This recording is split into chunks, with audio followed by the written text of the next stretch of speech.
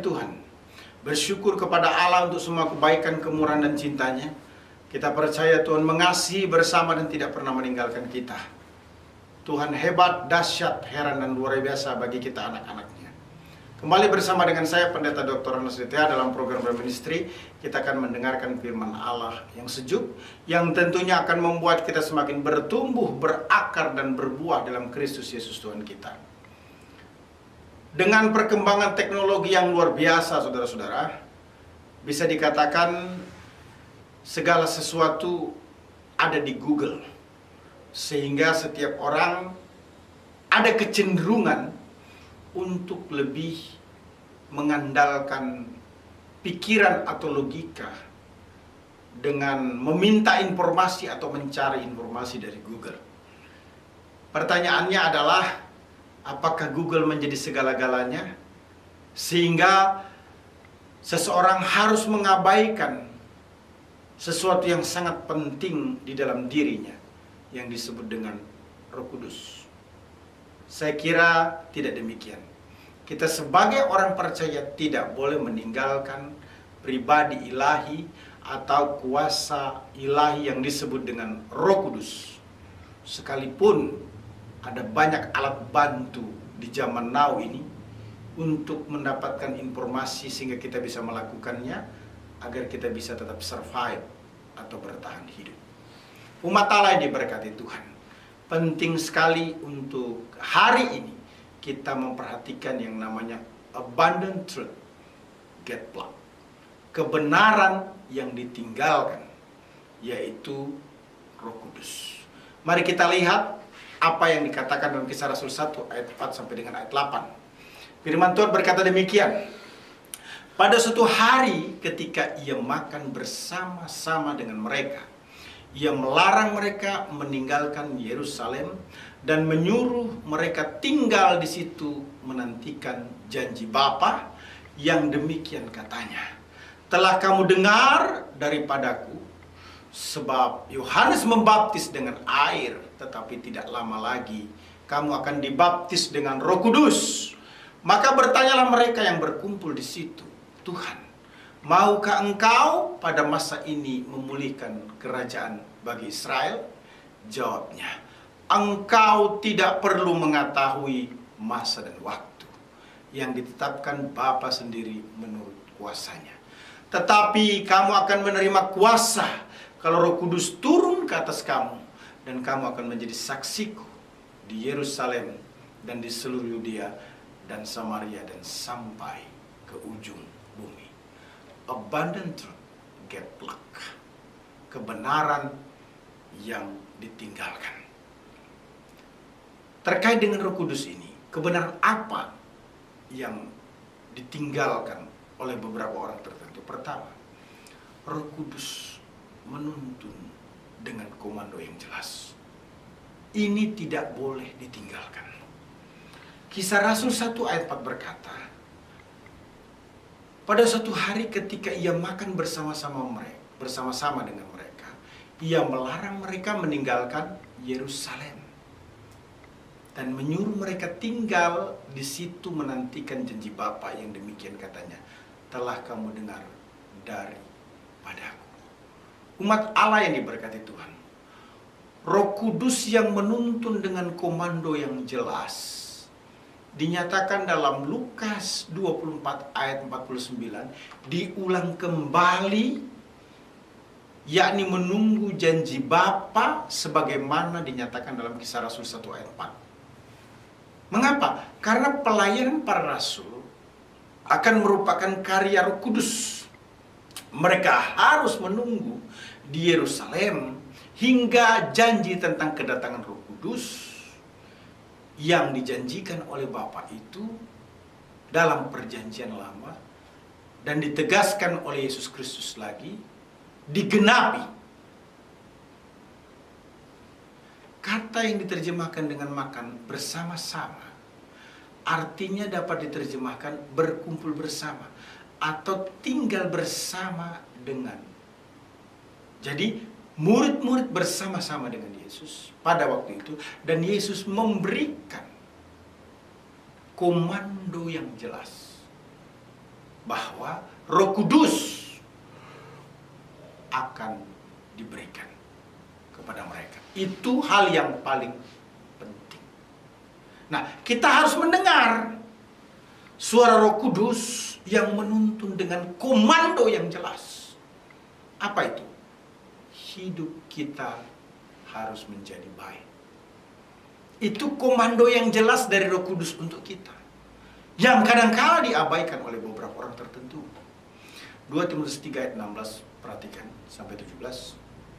Segala tulisan yang diilhamkan Allah, artinya dinafaskan oleh Roh Allah, memang bermanfaat untuk mengajar, untuk menyatakan kesalahan, untuk memperbaiki kelakuan, dan untuk mendidik orang dalam kebenaran.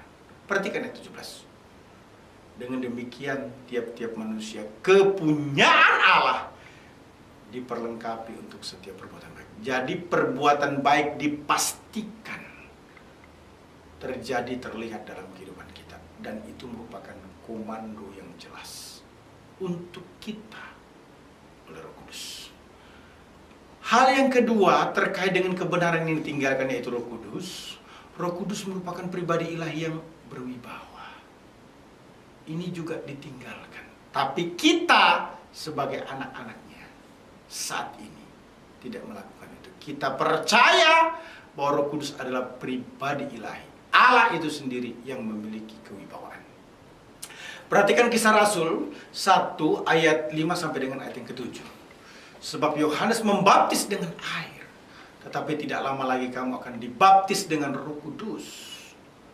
Maka bertanyalah mereka yang berkumpul di situ, Tuhan, maukah Engkau pada masa ini memulihkan kerajaan bagi Israel? Jawabnya, Engkau tidak perlu mengetahui masa dan waktu yang ditetapkan Bapa sendiri menurut kuasanya. Roh Kudus bukan hanya sekedar kuasa ilahi, tetapi pribadi ilahi. Artinya Allah itu sendiri. Itu sebabnya setiap orang percaya bisa dibaptis dengan Roh Kudus. Itu satu kewibawaan yang hanya dimiliki oleh Allah, yaitu Roh Kudus. Kisah Rasul 1 ayat 5 menjelaskan bahwa dalam pelayanan Yohanes Pembaptis yang membaptis orang dengan air merupakan persiapan bagi Mesias yang akan datang. Kenyataan yang lebih besar adalah bahwa pembaptisan dengan Roh Kudus akan terjadi tidak lama setelah Yohanes memulai baptisan dengan air. Yesus sendirilah yang membaptis orang percaya kepadanya dalam Roh Kudus, sebagaimana dijelaskan dalam Yohanes 1 ayat 33. Dan aku pun tidak mengenalnya, tetapi Dia yang mengutus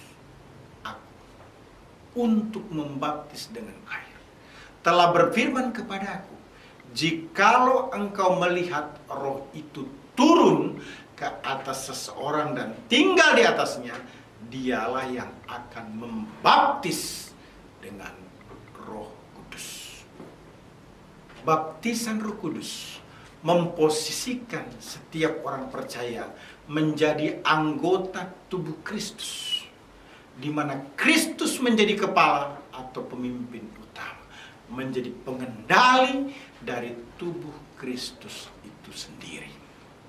Kisah Rasul 1 ayat 6 memperluas kata-kata terakhir dari Kisah Rasul 1 ayat 3. Bagi orang Yahudi di abad pertama, kerajaan Allah berarti suatu kerajaan Israel yang bersifat politis di dunia. Pada titik tertentu di mana pelayanan Tuhan Yesus, orang-orang Yahudi bersedia untuk memaksa Yesus menjadi raja mereka. Bisa dicek dalam Yohanes 6 ayat yang ke-15.